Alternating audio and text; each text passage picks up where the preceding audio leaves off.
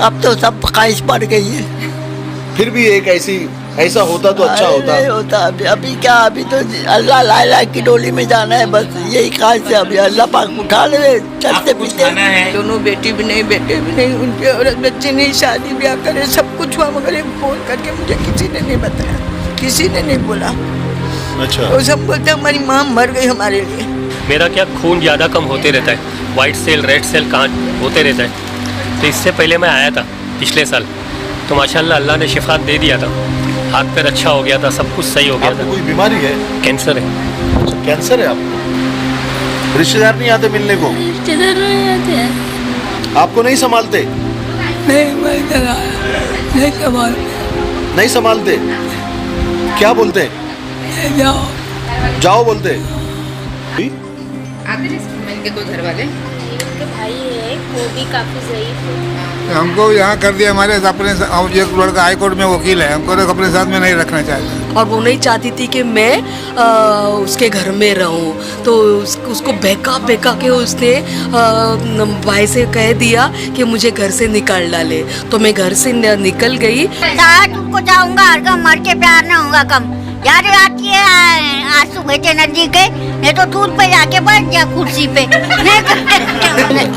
नहीं, अगर उसने लेके गया तो चले जाऊंगी, ऐसा कोई नो लेकिन यहाँ पे बागची, मैं बंगाली हूँ। अच्छा, बंगाली है। यहाँ कब से हैं? मैं यहाँ 4 महीना हो गए हूँ।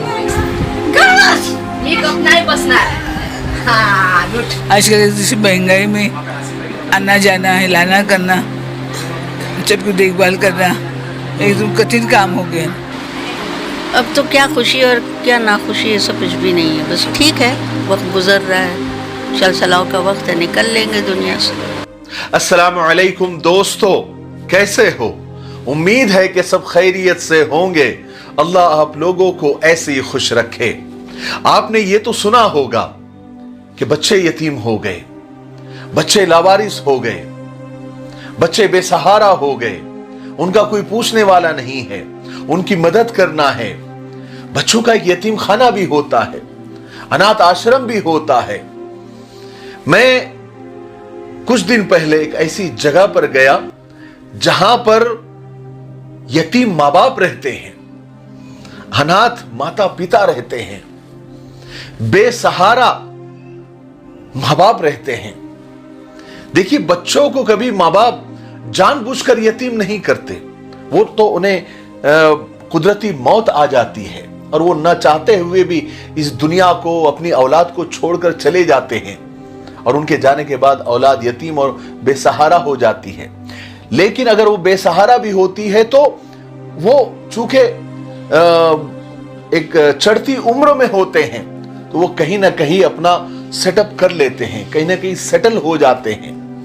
लेकिन जब बच्चे माँ बाप को यतीम कर देते हैं, माँ बाप को बेसहारा कर देते हैं, लावारिस कर देते हैं, चूंकि माँ बाप के ढलती उम्र का मसला होता है, वो सेटल होने का उनके पास वक्त नहीं होता है, वो तो आखिरी मंजिल की तरफ रवा दवा होते हैं, तो ये ज्यादा खतरनाक बात होती है। आज के इस मॉडर्न जमाने में, आज के इस नए जमाने में, प्रैक्टिकल और प्रोफेशनल जमाने में बच्चे माँ बाप को जानबूझकर यतीम और अनाथ कर देते हैं। मैं कुछ दिन पहले मुंबई के कायनात ओल्ड एज होम में गया, 2-4 दिन पहले की बात है, जिसे हिंदी और मराठी में वृद्धा आश्रम भी कहते हैं और इंग्लिश में ओल्ड एज होम कहते हैं। इसका उर्दू में मुझे कोई नाम नहीं मिला।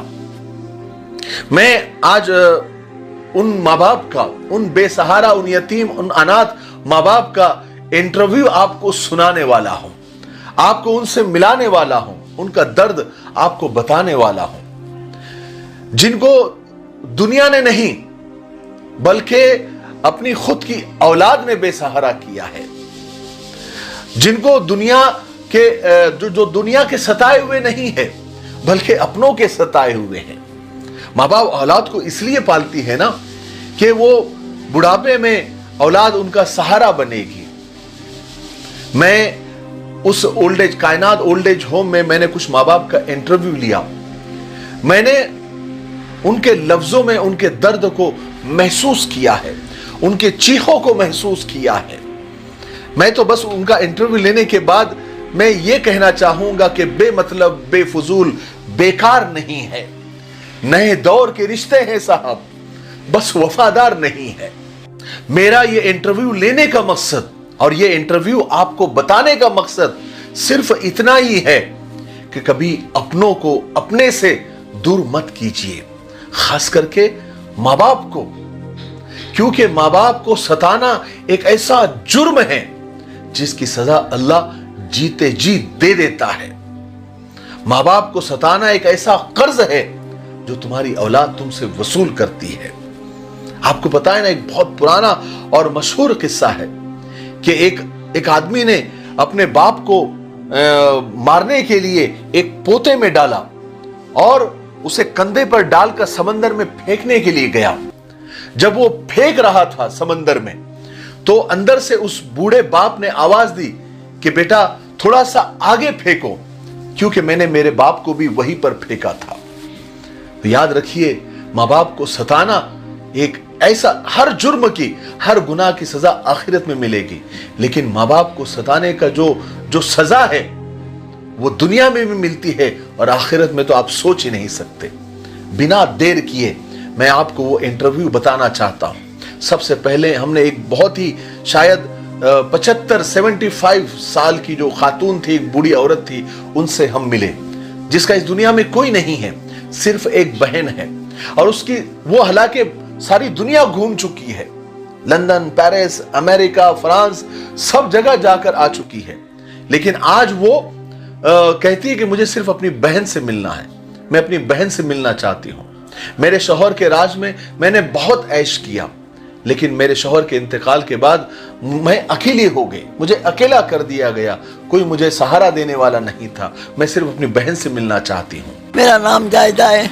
जायदा है। हाँ। आपको बच्चे नहीं है, औलाद बच्चे नहीं, औलाद औलाद के लिए बहुत कोशिश की है पर नहीं हुई, क्या करें, नसीब की अल्लाह बात, की तरफ की बात, अल्लाह की तरफ की बात है। अच्छा, वो तो अभी आपकी अल्लाह- उम्र कितनी है? मेरी 75 साल की है। अच्छा, और शौहर, आपके शौहर के इंतकाल को कितने साल हो गए? 22 साल हो गए। 22 साल हो गए। तो जब तक शौहर थे तो वो संभालते थे? हाँ, शौहर थे, पूरी वर्ल्ड बम्बई घूम के आई मैं, अच्छा, पूरा अमेरिका, लंदन, पेरिस। अच्छा, हज भी पढ़ा दिए मैंने, उम्रा भी करा दी, सब करा दी। अच्छा, हज उम्रा दोनों हो गया? सब हो गया माशाल्लाह। अच्छा, अभी यहाँ आ गई बस। कोई बात नहीं, कोई बात नहीं, अल्लाह ने इतने अच्छे दिन बताया ना आपको। अच्छे दिन बताया, अभी ये दिन पे आ गई ना, मैं यहाँ पे आ गई। तो यहाँ क्या बुरा है, यहाँ भी तो अच्छा ही है। यहाँ अच्छा ही है, कोई अपने वाले मिलने आते हुए तो अच्छा लगता है ना जरा। हम लोग आए ना तुम्हारे अपने वाले, हम लोग बेटी लोग हैं, ये लोग बेटे लोग हैं। हाँ, लोग पुणे से मिले, तुमको इतने लंबे साल है तुम लोग। और क्या अच्छा, आपका नाम? मेरा नाम अब्दुल रशीद।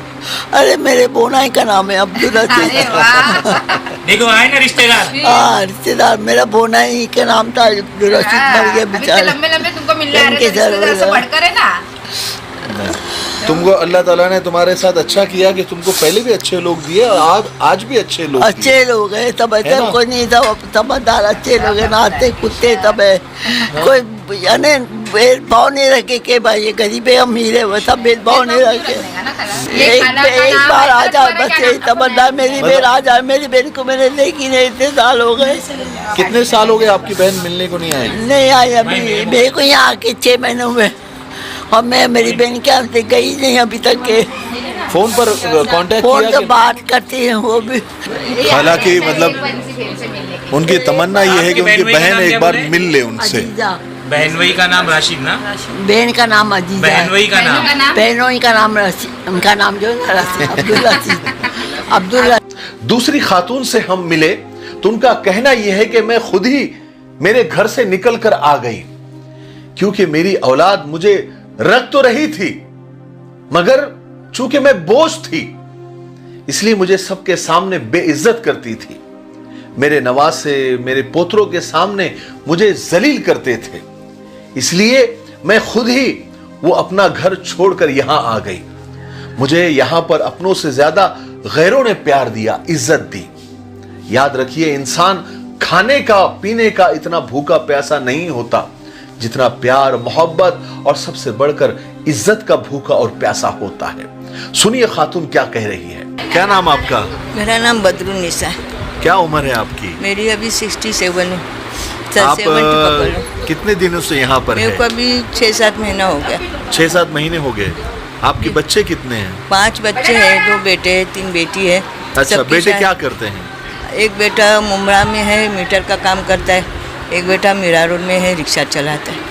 अच्छा, तीनों बेटियों की शादियाँ हो गई? सबकी हो गई। उनके बच्चों की शादियाँ हो गई। आपके शौहर? मेरे शौहर गुजर गए, 15 साल हो गया। यहाँ कैसे आना हुआ? यहाँ पे क्या है, बेटे लोग हैं ना, औरत के बच्चों के सामने हमको नज़र से गिरा के बात करते हैं, आंखें भर भर के बात करते हैं, आंखों पे आते हैं, बहुत दिल को ठोस पहुँचाते हैं। तो उसकी वजह से बर्दाश्त नहीं होता था। और बोलने जाओ तो हमको ही डांटते। औरत बच्चों को नहीं बोलते, वो लोग चाहते नहीं कि मैं रहूँ उनके साथ। और बच्चों का हर चीज़ पूरा होता है। अच्छा, माँ के लिए पैसा नहीं है। थोड़ा सा आप उधर करके। माँ के लिए पैसा नहीं है। अच्छा, साहब बोलते हमारे पास नहीं है। अच्छा, छोटे बेटे के पास थी, आदमी गुजरा आदमी था जब भी छोटे बेटे के पास थी। बड़ा बेटा अलग रहता था। एक मिनट, थोड़ा आवाज। हाँ, बड़ा बेटा अलग रहता था, छोटे बेटे के साथ ही थी। आदमी गुजरने के बाद में, जब तक शादी नहीं हुई थी बहुत अच्छा था। शादी के बाद में वो भी औरत का हो गया। अब औरत जो बोलती वो हिसाब से चलती, उनकी जबान वापरते। उनके सामने हमको नज़र से गिरा के बात करना, आँख फाड़ फाड़ के बात करना, आँख पे आना और उल्टा हमको ही बुरा बुला बोलना। और हम खर्चा नहीं दे सकते उनको, दवा के लिए बोलो कुछ और भी चीज़ को हम नहीं दे सकते, सिर्फ खिला सकते। हम 2 टाइम खिलाते, मेहरबानी समझो। अच्छा, और उन लोग के बच्चों के सामने भी, यानी वो आपके जो बच्चे हैं दोनों भी वो यानी आपके बहू के सामने आपको जलील करते हैं? बच्चों के सामने, उनके बच्चों के सामने, उनकी औरत के सामने बहुत बुरा भला बहुत बोलते। बर्दाश्त नहीं हुआ, मैं कुछ बोली नहीं। बहुत दिन तो यहाँ का एड्रेस किसने दिया? नहीं, तो वो है मेरे पहचान वाले हैं, वो जारा मैडम की दोस्त भी है, साथ में रहते। तो उनके पास में, वो हमारी पुरानी 30-40 साल की पुरानी थी पहचान है। तो मेरे से बर्दाश्त नहीं हुआ, मैं घर छोड़ के निकल गई। किसी को कुछ नहीं, किसी को नहीं बताई, कुछ नहीं बताई। एक बेटी मीरा रोड में रहती, उसके पास आई, वो जरा मेरा ध्यान देती थी। एक बूढ़े बाबा से हम मिले, उन्होंने तो ये बताया कि मेरा बेटा हाई कोर्ट में वकील है, एडवोकेट है, लेकिन वो मुझे अपने घर में रखना नहीं चाहता, मुझे घर से बाहर निकाल दिया। सोचिए ना, सुन के इतना दुख हुआ। एक बाप ने कितने जतन किए होंगे, कितनी मेहनत की होगी, कितना कर्ज किया होगा अपने उस बेटे को। उसने पढ़ाया लिखाया, उसे वकील बनाया होगा, और वकील बनने के बाद वही बाप बेटे को चुभने लगा, और उस बेटे ने उठाकर उसे यहां पहुंचा दिया। हो सकता है पॉसिबल है कि ये बाबा गरम दिमाग के होंगे, डांटते डपटते होंगे, ताना देते होंगे, लेकिन याद रखो, अगर कोई घर में आपके डांटने डपटने वाला है तो अरे आप खुदा का शुक्र अदा करो, अल्लाह का शुक्र अदा करो, क्योंकि जिस बाग का कोई माली नहीं होता वो बहुत जल्दी उजड़ जाता है। क्या बताया था? हरिशंकर मिश्रा साहब। हरिशंकर मिश्रा जी हाँ। कितने बच्चे हैं आपको? मेरे 2 बच्चे हैं दादा, लेकिन वो हमारे किसी काम के नहीं है। अच्छा, जो हमको अपने साथ रखने को डरते हैं, वो किस काम के हमारे बच्चे? ये फैन बंद करें जरा। गलत बोल रहे हैं। हाँ, हमको यहाँ कर दिया हमारे अपने। एक लड़का हाई कोर्ट में वकील है, हमको अपने साथ में नहीं रखना चाहता। हाई कोर्ट में वकील है? हाँ, बम्बई हाई कोर्ट में। अच्छा, लेकिन आप अपने साथ नहीं रखना चाहता? दूसरा लड़का? एक लड़का डॉक्टरी पढ़ाई कर रहा है, अभी पास नहीं, अभी इस साल फाइनल में गया MBBS। एक लड़का हाई कोर्ट में वकील और डॉक्टर, लेकिन बाप को रख नहीं सकते। माँ बाप की सख्ती को बर्दाश्त करना सीखो, क्योंकि ये सूरज की तरह होते हैं। इन्हीं की वजह से घर में उजाला होता है। एक बार ये चले गए तो घर में अंधेरा छा जाता है। मैंने कई माँ बाप से एक सवाल किया, हालांकि माँ बाप के दिल को कभी टटोलना नहीं चाहिए, उसका इम्तिहान नहीं लेना चाहिए, लेकिन उस वक्त मेरे जहन में ये सवाल आया तो मैंने पूछ ही लिया। मैंने कई माँ बाप से पूछा कि आपको आपकी औलाद ने, आपके अपनों ने इस हालत में पहुंचा दिया, जिनके लिए आपने अपनी जिंदगी लगा दी, उन्हीं लोगों ने जिनसे आपको इतनी उम्मीदें थी कि बुढ़ापे में वो आपका सहारा बनेंगे, लेकिन आज आपको इस स्थिति में, इस हालत में उन्होंने पहुंचा दिया, तो क्या आप अपनी औलाद के लिए, अपने बेटे बेटियों के लिए दुआ करते हैं या बद्दुआ करते हैं? तो आपको यकीन नहीं आएगा कि एक माँ बाप भी ऐसा नहीं मिला। हालांकि शिकायतें बहुत की उन्होंने, बहुत यानी रोते हुए आंसू निकाल कर उन्होंने उनकी शिकायतें की, लेकिन वो कहते हैं कि हम अपनी औलाद के लिए कभी बद्दुआ नहीं करते, बल्कि हम दुआ ही करते हैं। एक भी बंदा या बंदी या एक भी माँ एक भी बाप ऐसा नहीं मिला जिसने कहा कि मैं अपनी औलाद के लिए बद्दुआ करते हैं, हम अपनी औलाद के लिए बद्दुआ करते हैं। अपन मेरी तबीयत थोड़ी नरम चलती है, इसके लिए यहाँ रख दिया ऐसा। यानी आपको यहाँ पर ओल्ड एज होम में तुम्हारे बेटे ने डाल दिया, तुम्हारी खिदमत नहीं किया, यहाँ लाके डाल, तुम खुश है? हाँ? ओ बाबा मैं यानी बुराई नहीं करना चाह रहे आप?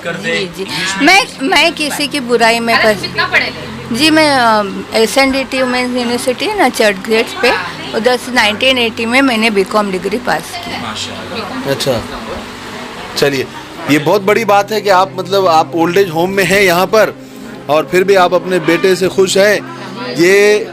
ये असल में एक माँ का दिल है। कोई औलाद नहीं जिसे को माँ बाप से प्यार न हो, और कोई माँ बाप ऐसे नहीं। ये इतने हैं ना यहाँ पर, पता नहीं, हो सकता है अल्लाह ने रिस्क इधर की लिखी दी होंगी तो हो सकता है सब आए हुए होंगे, ऐसा भी कुछ अल्लाह ताला को मिलाना होगा इधर सब लोगों से, इसके लिए हो सकता है सब। आपको मतलब आप खुद से यहाँ पर आए? मैं अपनी मर्जी से आई हूँ। अच्छा, तो यहाँ खुश हैं आप? अब तो क्या खुशी और क्या नाखुशी है, सब कुछ भी नहीं है, बस ठीक है, वक्त गुजर रहा है, चल-चलाओ का वक्त है, निकल लेंगे दुनिया से। किसी बात का दुख? कोई दुख नहीं। तो जैसे एक फैमिली को मिस नहीं करते? नहीं, क्योंकि मैं जब मैंने खुद ही सोचा है कि मुझे यहाँ रहना है, उन पर वजन नहीं बनना है, तो फिर इसमें मिस करने की कोई बात नहीं, बल्कि मेरी तरफ से उनको मतलब इसका मतलब ये हुआ कि आप वजन थी उनके ऊपर?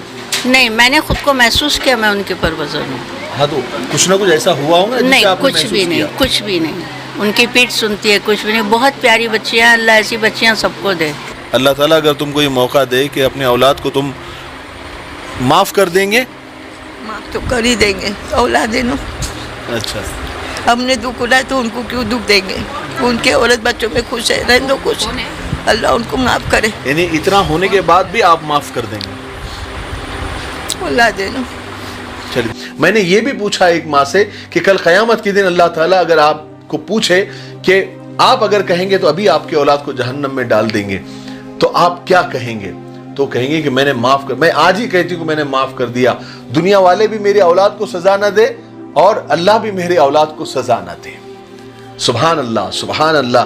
ये होता है माँ बाप का दिल। क्या अल्लाह ने माँ और बाप का दिल बनाया है कि वाकई में, यानी किसी ने क्या खूब कहा है कि मुझे मोहब्बत का पता उस वक्त चला कि जब सेब 4 थे और हम 5, और माँ ने तब कहा कि मुझे सेब पसंद नहीं है। इससे माँ की मोहब्बत का अंदाजा लगता है। कितने बदनसीब है वो औलाद जिन्होंने अपने माँ बाप को थोड़ी सी उनकी ज़ईफ़ी की वजह से, उनकी खिदमत की डर की वजह से, या उनके खर्च की वजह से, या उनके लाइफ स्टाइल में थोड़ा सा डिस्टर्बेंस हो जाएगा, इसके लिए अपने माँ बाप को उन्होंने डाल दिया, जो उनकी दुआओं से दुनिया और आखिरत संवरने वाली है। उन्हीं माँ बाप को उन्होंने अनाथ आश्रम में लाकर डाल दिया, या वृद्धा आश्रम में लाकर डाल दिया, ओल्ड एज होम में लाकर डाल दिया। मैं ऐसी औलाद को बदनसीब ही कहूंगा, बदकिस्मत ही कहूंगा। अल्लाह हम सब की हिफाजत फरमाए। मैंने इस वीडियो में वो ओल्ड एज होम वाला इंटरव्यू आपको डिटेल में और तफसील से नहीं बताया। अगर आप वो इंटरव्यू पूरा देखना चाहते हैं तो आप डिस्क्रिप्शन में जाइए, वहां पर उस इंटरव्यू का, उस डिटेल में इंटरव्यू का आप पूरा इंटरव्यू देखें। वाकई में आपको बहुत यानी आपको बहुत कुछ सीखने को मिलेगा। आप वो इंटरव्यू देखने के लिए नीचे डिस्क्रिप्शन में जाए, वहां पर लिंक है उस पूरे इंटरव्यू के वीडियो का, उस पर क्लिक करें और आप पूरा इंटरव्यू डिटेल में आप देख सकते हैं। मैं आखिर में बस इतना कहना चाहूंगा कि 2 लोगों का हमेशा ख्याल रखना। एक वो जिसने तुम्हारी जीत के लिए अपना सब कुछ हार दिया, यानी तुम्हारा बाप, और दूसरी वो जिसकी दुआओं से तुम सब कुछ जीत गए, यानी तुम्हारी मां। दुनिया की सबसे भयानक, सबसे खराब आवाज उस औलाद की है जो चीख और चिल्लाकर अपने मां बाप से बात करती है कितनी कमाल की बात है ना कि माँ बाप की नसीहत सबको बुरी लगती है, लेकिन माँ बाप की वसीयत सबको अच्छी लगती है। एक बात आप याद रखें, अगर तुम्हारे माँ बाप के होठ तुम्हारे लिए दुआ के लिए हिल रहे हैं तो तुम दुनिया के सबसे खुशकिस्मत इंसान हो। बहुत रोता हूं लेकिन मेरा दामन कभी नम नहीं होता, उनकी आंखों के बरसने का कोई मौसम नहीं होता, हमेशा अपने दुश्मनों के बीच महफूज रहता हूं क्योंकि मेरी मां की दुआओं का खजाना कभी कम नहीं होता। कोई घर सिर्फ बड़ा होने से, खूबसूरत होने से या वहां पर स्विमिंग पूल, कार और गार्डन होने से बड़ा नहीं होता, खुशहाल नहीं होता। अगर वहां के बुजुर्ग, वहां के माँ बाप और वहां के उस घर में रहने वाले ज़ईफ, उन लोगों के चेहरे पर अगर मुस्कुराहट है तो वो घर खुशहाल है। ठीक है, मुझे उम्मीद है कि इस इंटरव्यू से हम सबको बहुत कुछ सीखने को मिला होगा। तब तक मेरे लिए, पूरी उम्मत के लिए, पूरी इंसानियत, पूरी मानवता के लिए और हमारे प्यारे मुल्क भारत के लिए और यहाँ की अमन शांति, तरक्की, उन्नति के लिए और फिरका परस्तों की फिरका परस्ती से अल्लाह ताला हमारे प्यारे मुल्क की हिफाजत फरमाए।